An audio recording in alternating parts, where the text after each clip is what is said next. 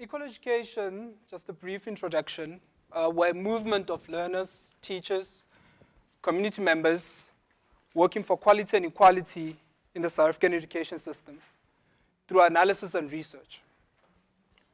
Now, we're a pro-poor, pro-working class movement. We use research and historical means of activism to achieve our aims. Now, I would like to see in the education system of this country a system that benefits those that continue to be marginalized as a result of history and continue to be marginalized as a result of corruption in some instances. Now, we hope that as Leaders Say opens these libraries, they're providing librarians at those libraries, because it doesn't help to open up a library and leave it without a qualified or trained librarian. In the past few years in the Western Cape, we've opened up 26 libraries, and we have raised funds to provide those libraries in those schools with librarians. But today I'd like to speak broadly about some of the challenges that we might face, and I'd like to get people thinking about what really creates these inequalities in the education system, not only in the education system, but also the inequalities that we see in this country.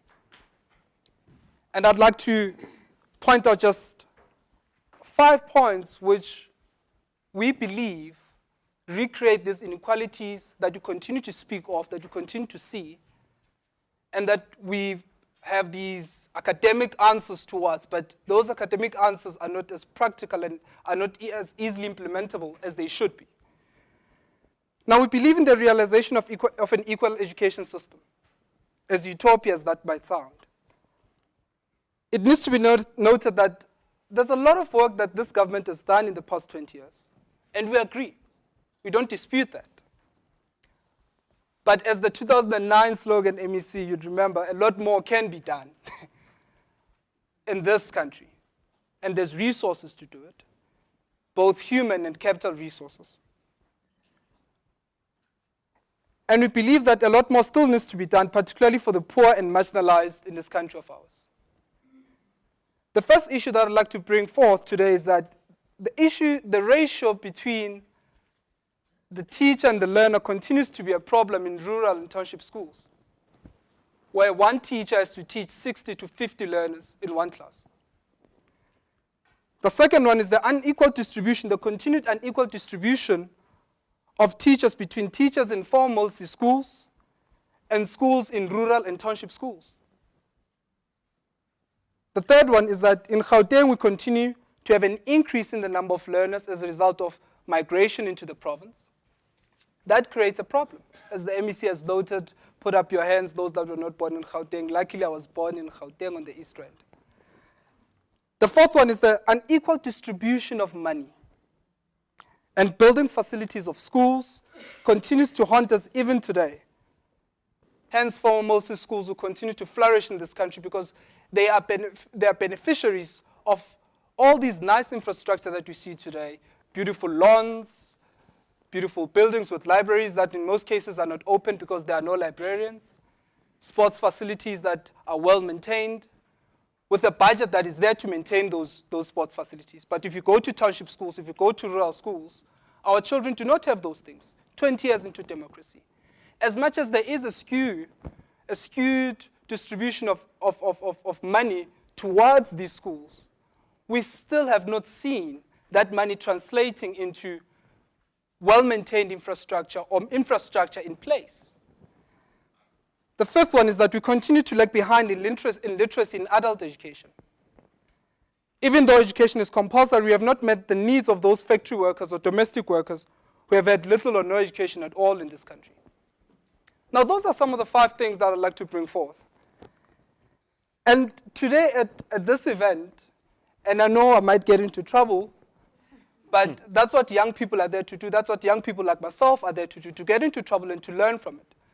Because if you continuously to agree, if you continue to agree with Yusuf at his age and the MEC at his age, we'll find ourselves wanting when it will be our turn to take over from this country. I would like to make an argument against the 3 tiers of schooling. The 3 tiers of schooling being the private schooling system, the formal modesty schooling system, and the rural and township schooling system. Ladies and gentlemen, that is the root cause, according to me, of the inequalities, of the structural inequalities that we continue to see in this country. And I'll make an example. When I was teaching, I became quite uncomfortable with how I interpreted it and how it was sound. A colleague of mine who teaches at a private school, a former colleague of mine teaches at a private school in Joburg, said to me, we took some of our learners to Soweto to let them mingle with the learners in Soweto in one township school. And it's good, but they were quite terrified. Their parents kept on calling us and asking us, are we safe, and oh, blah, blah, blah. Safety is always an issue.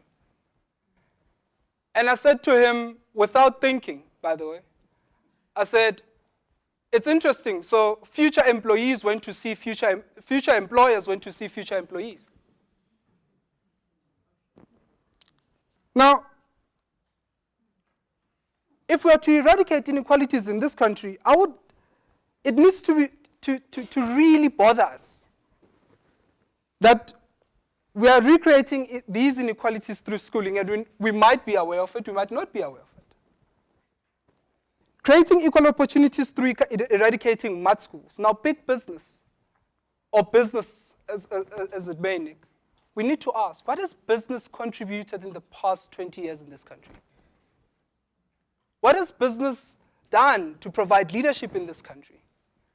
To make sure that they take the lead in eradicating or speaking out, or making sure that when money is spent, 246 or 48 billion is spent, or when in Limpopo, for instance, textbooks are dumped in a river, what has business done? Have they spoken out? Unfortunately, we're not near achieving these above. And that's the most disheartening part about it. Because no one is willing to roll up their sleeves and get dirty like some of us want to do, and some of us are doing. We're all comfortable in coming to these forums and coming to our offices and speaking out and reading about these things. As long as it does not affect me, it's fine. But I want to tell you, ladies and gentlemen, young people in this country are getting frustrated. The poor and marginalized are getting frustrated. And none of them, unfortunately, have got double citizenship. In the case of all those uprisings, they will not be able to leave this country. But there are a lot of young people who are trying to make sure that they inherit a country free of corruption. They inherit a country that the values of the Constitution continue to guide us throughout until eternity. That's what they want. So, lastly, school infrastructure. In some instances, you hear people, and it's unfortunate that it's in the private sector where you hear this argument, that school infrastructure is not a problem. But at the same time, when you speak of corruption, you only speak of corruption towards the public service or the public sector. The 45 billion rand construction cartel should really get us all up in a GP. We should also be speaking out against that. Imagine a situation where all these construction companies can go out and say, we would like to build toilets in all the schools, in all the 25,000 plus schools or 26,000 schools in South Africa. It is unacceptable that a young boy, first day of school, will die in a pit toilet in this country. But we sit back when a construction cartel comes out and we know that they've taken 45 billion, we all sit back and focus only on corruption from the other side. It really needs to bother us. It really needs to get us. So we need to make sure that big business like these construction cartel, they go out, take those cement, go build a few toilets in schools. Go build a few classes. We've got learners in this country learning under trees. We've got principals that have converted toilets that are not working into offices in this country. Lastly, we've got a lot of plans in this country.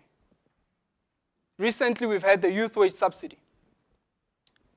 I interpret the youth wage subsidy as a price tag. We're being sold as young people for 5 billion rand until 2016. The youth wage subsidy says nothing about skills and training. It paints a vague picture about what young people are expected to do when they get into the workplace for 6 months. So we're being sold to the highest bidder. Because there's so many plans, but there isn't, government and business are busy playing, hide and seek with each other, Or maybe it's the other way around. We really don't know what they're doing. But the poor are the ones that suffer.